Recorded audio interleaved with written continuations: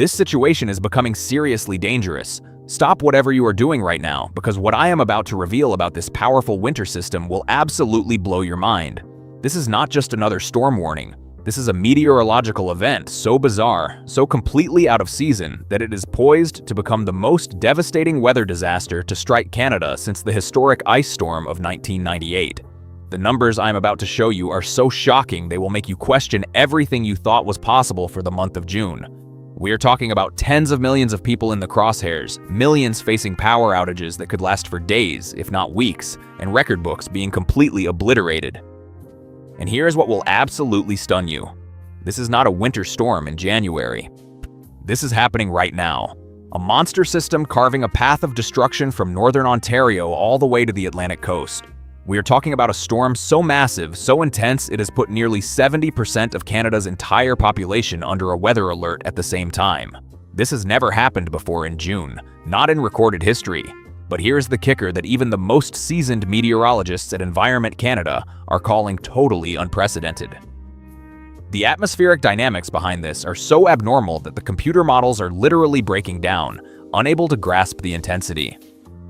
I am talking about temperature drops so severe they are creating conditions that have not been seen in this country in over a century.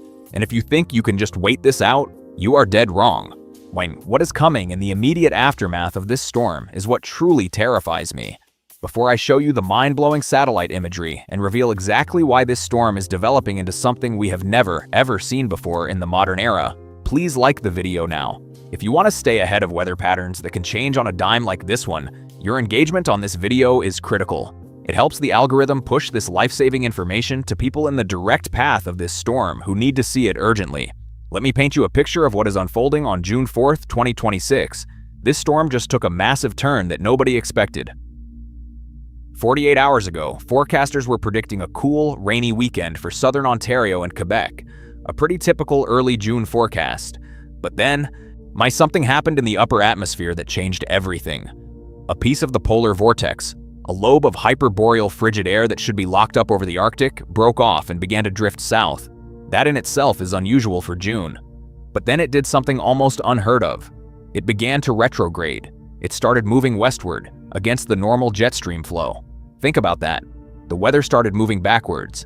This retrograding polar lobe then collided with a developing low-pressure system over the Great Lakes, a system that was pulling in enormous amounts of moisture from the south.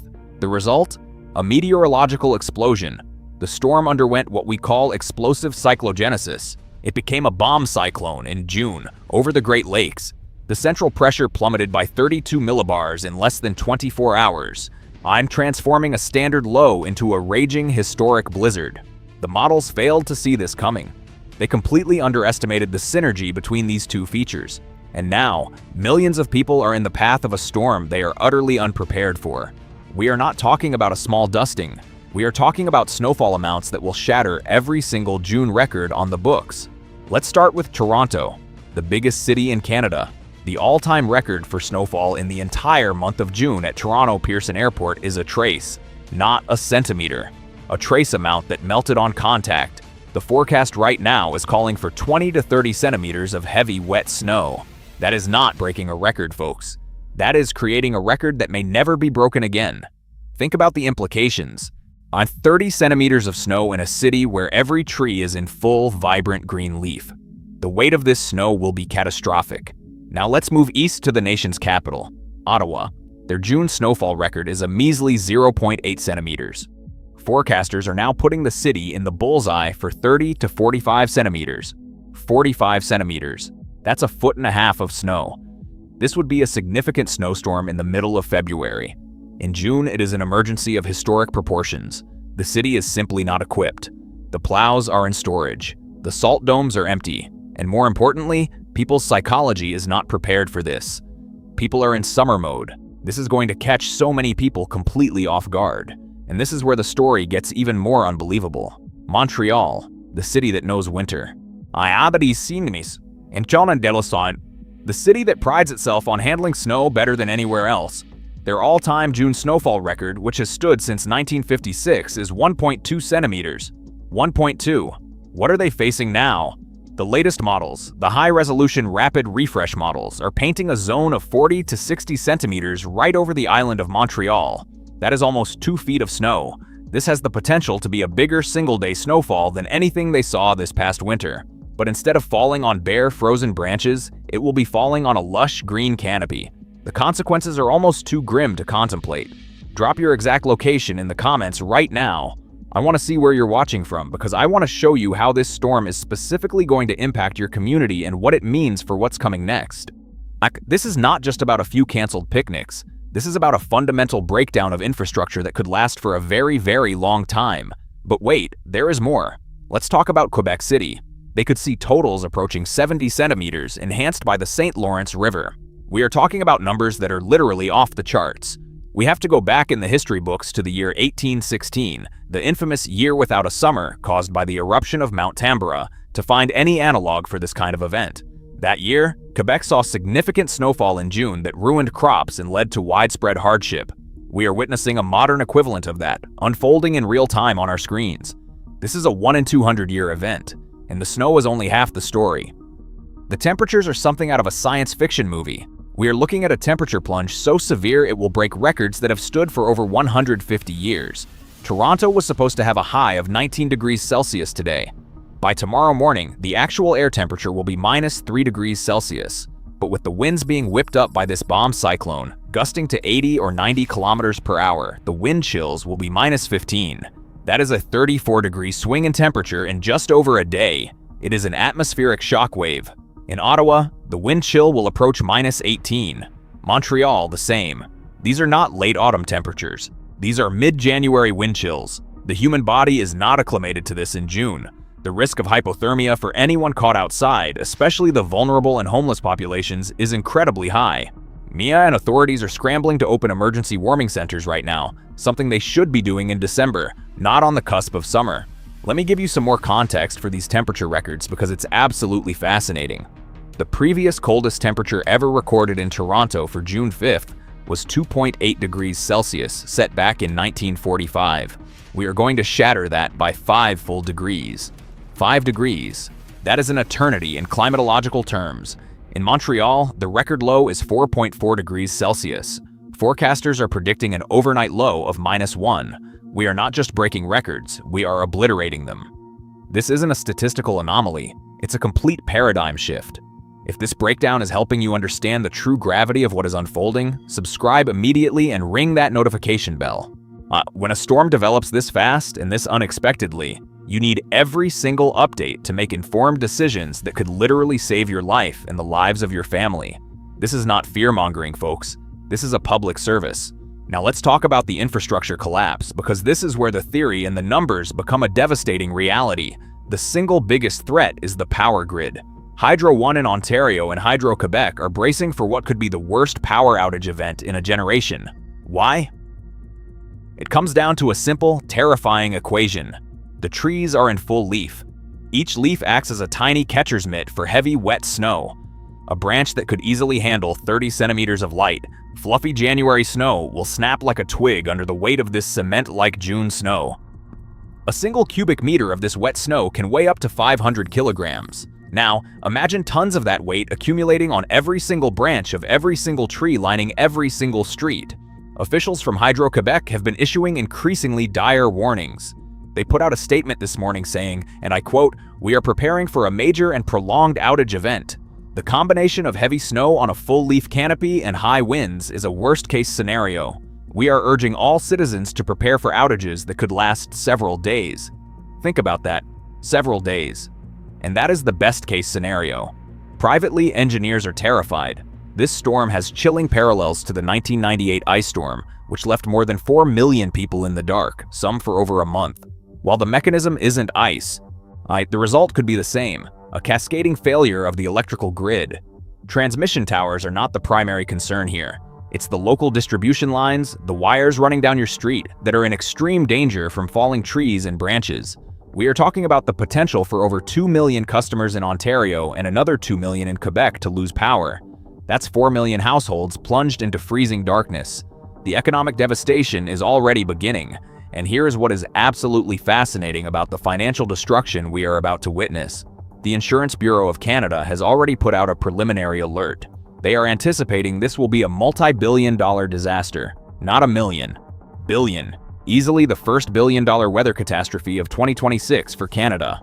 What? The combination of property damage from falling trees, basement flooding from snowmelt on saturated ground, and business interruption losses will be staggering.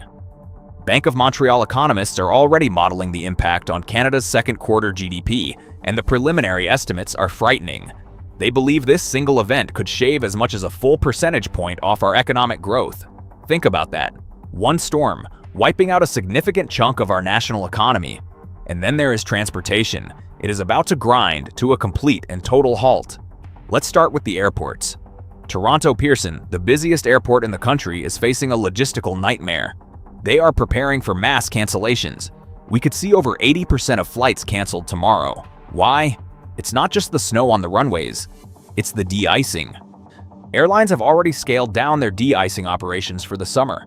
They don't have the staff, and they don't have the enormous quantities of de-icing fluid on hand that are needed for a storm of this magnitude. It's a supply chain failure waiting to happen. Montreal's Trudeau Airport and Ottawa's Macdonald-Cartier Airport are in the same boat. We are looking at a near-total shutdown of the aviation corridor that connects Canada's three largest economic hubs. The cascading effects will ripple across the entire continent for days, but the real chaos will be on the roads. Highway 401, the busiest stretch of highway in North America, is going to become the world's longest parking lot. Here's the critical danger that nobody is talking about: the tires. It's June. By law in Quebec and by common sense everywhere else, everyone has taken their winter tires off. Summer tires have virtually no grip in snow and ice. They turn into hard plastic discs. Now, imagine millions of cars, all on summer tires, trying to navigate 30 to 50 centimeters of heavy, wet snow. It is a recipe for absolute carnage. We will see thousands of accidents. We will see pileups. We will see roads become impassable, not just because of the snow, but because of the gridlock of stranded vehicles. Emergency services will not be able to get through. Provincial police are begging people, do not drive, stay home. But many won't listen, and the consequences will be tragic.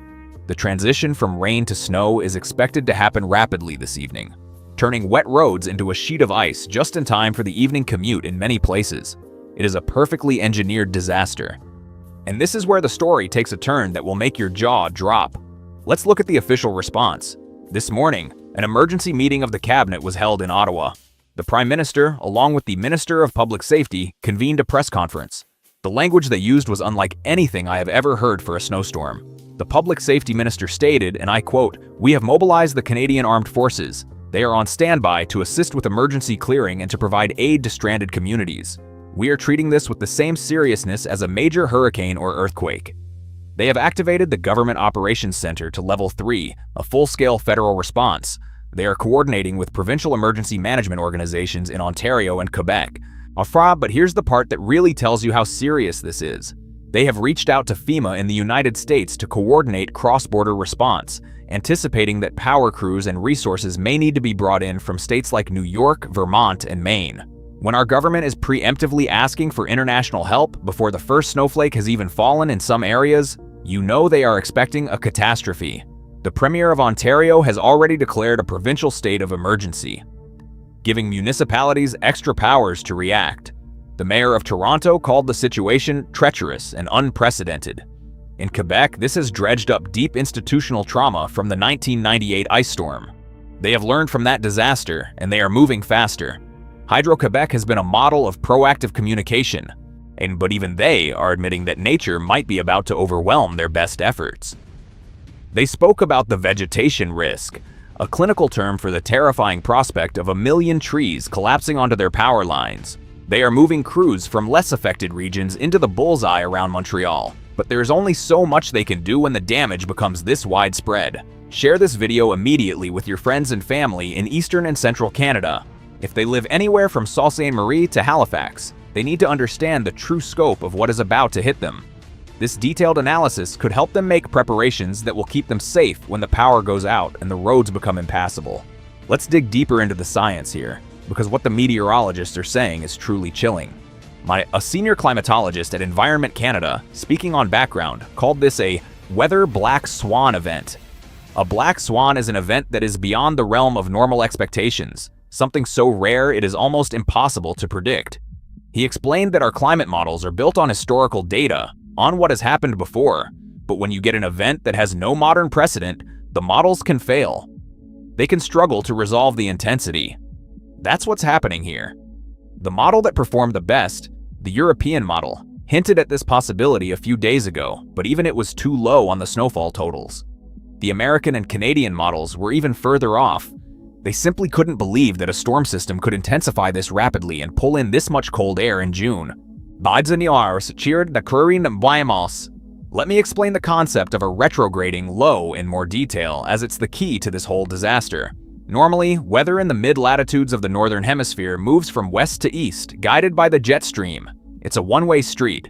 But occasionally, you can get a powerful high-pressure system, what we call a blocking high, to form over the North Atlantic or Greenland. This block acts like a giant atmospheric wall. It stops the normal eastward progression of weather systems. Sometimes it can even force them to move backward or retrograde. This is what's happening. A massive blocking high near Greenland is forcing this entire storm system, supercharged with Arctic air, to crawl backward from east to west across Quebec and Ontario. This is why the storm is going to last so long and dump so much snow. It's not just passing through, it's backing up over the same areas for 24 to 36 hours straight. That allows for truly historic amounts of precipitation to fall. The snowfall rates at the peak of this storm could exceed 5 to 7 centimeters per hour. That's a 2 to 3 inch per hour rate. At that intensity, road crews cannot keep up. It's physically impossible. The snow accumulates faster than plows can clear it. That's when a city truly shuts down. Now, unfortunately, I have to talk about the human cost. This is the part of the story that matters most. When a storm like this hits a population that is completely unprepared, the consequences are tragic. Emergency services are bracing for a surge in calls. First, the accidents. The police are expecting hundreds, if not thousands, of vehicle collisions as summer tires hit ice and snow. And these won't just be fender benders. At highway speeds, they will be devastating. Paramedics are also preparing for a spike in cardiac arrests. Shoveling heavy, wet snow, the kind this storm will produce, is incredibly strenuous. For older individuals or those with underlying health conditions, it can be fatal. It's called heart attack snow for a reason. Then there is the threat of carbon monoxide poisoning. When the power goes out for an extended period in freezing temperatures, people get desperate. They bring barbecues and propane heaters indoors. They run generators in their garages or too close to their homes. And every single time this happens, people die. It is a silent, odorless killer. Officials are blasting out messages right now. Never, ever use outdoor fuel-burning appliances inside your home. But in the cold and the dark, people make tragic mistakes. We also have to consider the fragility of our modern supply chains. This storm isn't just an inconvenience, it's a threat to the flow of essential goods. The transportation corridor from Toronto to Montreal is the artery of Canada's economy. When it is severed, the impact is immediate. We're talking about trucks carrying fresh food to grocery stores, medical supplies to hospitals, and components to manufacturing plants. All of that will stop. Within 48 hours of the highways closing, you will start to see empty shelves in some stores. This isn't to cause a panic, but to illustrate how interconnected and fragile our just-in-time delivery system is.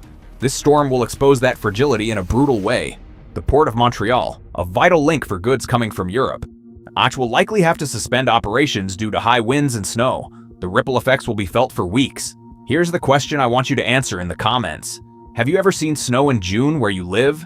Are you prepared for a multi-day power outage right now, at the beginning of summer? Let me know your honest thoughts about facing a historic winter storm when you were expecting to be firing up the barbecue. I want to hear what you were doing to prepare. Let's look at the specific timing of this monster.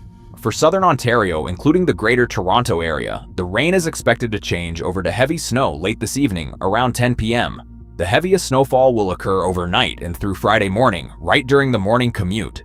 That is a nightmare scenario. Winds will be gusting to 80 kilometers per hour, creating near blizzard conditions with whiteouts. For Ottawa and eastern Ontario, the changeover happens a few hours later, around midnight or 1 a.m. The peak of the storm for them will be all day Friday. For Montreal and southern Quebec, the snow begins in the pre-dawn hours on Friday and continues relentlessly through Friday night and into Saturday morning. Because of that retrograding motion, they will be under the gun for the longest period, which is why their snowfall totals could be so astronomical. The Maritimes, including New Brunswick and Nova Scotia, will feel the effects starting on Saturday, though the storm is expected to weaken slightly as it finally begins to move out over the Atlantic. But even they could see 15 to 25 centimeters of snow, an incredible event for them in June as well. Here's something that will blow your mind about the infrastructure challenges ahead. It's not just about power lines and roads, it's about communication. In 1998, we didn't have the cellular network dependency that we have today. Cell towers require power. Many have backup batteries, but those only last for a matter of hours. After that, they rely on diesel generators. If a power outage is widespread and prolonged and roads are impassable, a secondary crisis emerges. The cellular network starts to fail. It becomes impossible to refuel the thousands of generators powering the towers. People could lose not only their electricity, but also their ability to communicate, to call for help, to get information. This is a scenario that keeps emergency planners up at night. The federal government, through Public Safety Canada, AMAR is actually pre-deploying fuel reserves and specialized vehicles to try and mitigate this. But the scale of the potential outage area is daunting. What separates this from amateur weather reporting is understanding the cascading failures. It is never just one thing. It's the snow, which adds weight to the trees. It's the leaves on the trees, which multiply that weight exponentially. It's the wind, which pushes those overloaded trees onto power lines. It's the power outage, which shuts down heating systems, communication networks, and traffic lights. It's the impassable roads, which prevent repair crews from fixing the lines and prevent people from getting to safety. It's the summer tires, which turn a manageable situation into a deadly one. All of these factors are combining at once to create a perfect storm of vulnerability. Let's compare this to another historic event to give you a sense of scale. In December 2013, southern Ontario and the Maritimes were hit by a major ice storm. In Toronto alone, over 300,000 people lost power, and it took crews over a week to restore everyone right through Christmas. That was an ice storm, which is notoriously damaging. But forestry experts are saying that the weight of this specific type of heavy, wet snow on a fully leafed-out tree canopy could exert an even greater force on branches than that 2013 ice storm. The City of Toronto's forestry department is on high alert, anticipating they will be dealing with tens of thousands of broken branches and fallen trees. The cleanup from this will take months. It will change the very landscape of these cities. So what does this mean going forward? And pain sa dinidin sa pre-maninius where design. What happens after the last snowflake falls? That's where the story gets even more concerning. This massive dome of Arctic air isn't going anywhere fast. After the storm pulls away on Saturday and Sunday, the skies will clear, but the temperatures will plummet even further. We could see hard freezes, with temperatures dipping to -5 or -6 degrees Celsius in rural areas north of the cities. This will be devastating for the agricultural sector. Early season crops like strawberries, asparagus, and newly planted corn and soy fields could be completely wiped out. Farmers are in a race against time right now, trying to protect what they can. But a hard freeze of this magnitude is almost impossible to defend against. The economic losses for farmers in southern Ontario and the Montérégie region of Quebec could be in the hundreds of millions of dollars. Your grocery prices for local produce will absolutely be affected by this later this summer. But here's what is going to absolutely shock you about what is coming next. The architects of this disaster, the retrograding polar lobe and the Greenland blocking high, are not expected to break down quickly. They are forecast to remain in place for at least another 7 to 10 days. What does that mean? It means the door will remain wide open for more shots of cold Arctic air. And even more terrifying, it creates a potential storm track for another system to ride along late next week. Some of the long-range models, and I want to stress this is very far out and low confidence, but some are hinting that another low-pressure system could form and tap into this same cold air dome. We could be looking at a 1-2 punch. Round 2 could be another significant rain or even snow event for parts of the same region. The ground will be completely saturated from the initial snowmelt, making any subsequent rainfall a major flood risk. This is not over when the snow stops. This event could be the opening chapter of a historically bizarre and destructive month of June. The key takeaway for everyone watching is this: our climate is changing in ways that are making the unprecedented possible. A June blizzard of this magnitude was once confined to the history books of the 19th century. Now it is a 21st century reality. We must be prepared for the unexpected because the weather patterns we grew up with are no longer a reliable guide to the future. Continuous monitoring from reliable sources is no longer just helpful, it is essential for survival. What we are witnessing is a brutal demonstration of how quickly our modern, sophisticated world can be brought to its knees by the raw power of nature. One more time, drop your exact location in the comments below and tell me what the biggest concern for you is. Is it the power outage, the travel, the safety of your family? I'm personally going to be reading through as many comments as I can to get a real-time sense of what is happening on the ground across the affected areas. Your reports are invaluable. Don't miss tomorrow's critical update. We will have the verified snowfall totals, the exact power outage numbers, and a first look at whether that second storm system is truly a threat. The situation is still evolving. This is just the beginning. Stay safe, stay warm, and please check on your neighbors, especially the elderly and vulnerable. I will see you in the next one.